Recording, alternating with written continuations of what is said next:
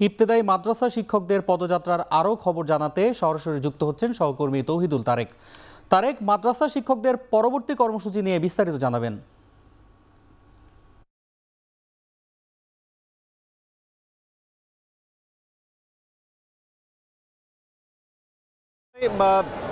পরবর্তী আমরা যে সিদ্ধান্ত এখন আসলে জানতে পারিনি, কারণ আমরা যতটুকু জানতে পেরেছি যে আন্দোলনকারীদের 7 সদস্যের প্রতিনিধি দল কিন্তু সচিবালয়ে গিয়েছেন। আমরা একটু আগে জানতে পেরেছি যে তারা আসছেন, একটু পর হয়তো আমরা জানতে পারবো, এরপর হয়তো আরও আপডেট আপনাদেরকে জানাতে পারবো। তবে এই মুহূর্তে যে বিষয়টি একটু জানাতে চাই যে আপনারা দেখতে পাচ্ছেন যে এখানে ইবতেদায়ী মাদ্রাসার যে শিক্ষকরা রয়েছেন, যারা আসলে তাদের দাবি মেনে নেওয়ার জন্য, এক দফা দাবি, তার জন্য তারা আজকে যে লং মার্চটির ঘোষণা দিয়েছিল পূর্ব ঘোষিত, সেই লং মার্চের শুরুতেই কিন্তু বাধার মুখে পড়ার কারণে তারা এখানেই বসে যায় পুলিশের ব্যারিকেডের সামনেই, এবং এখানেই তারা জোহরের নামাজ এবং আসরের নামাজ আদায় করে।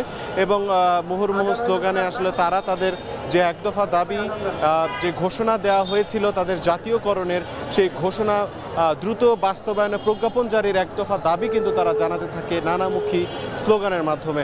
তবে এই সময়ে যে বিষয়টি একটু দেখা যায় যে তারা প্রেস ক্লাবের পর থেকে যখন লং মার্চ শুরু করে, ঠিক কদম ফোয়ারার আগেই কিন্তু তাদেরকে আটকে দেওয়া হয়। এর ফলে আসলে পল্টন থেকে কদম ফোয়ারা পর্যন্ত সড়কে যান চলাচল একদমই বন্ধ হয়ে যায় এবং মানুষকে কিছুটা দুর্ভোগে করতে হয়।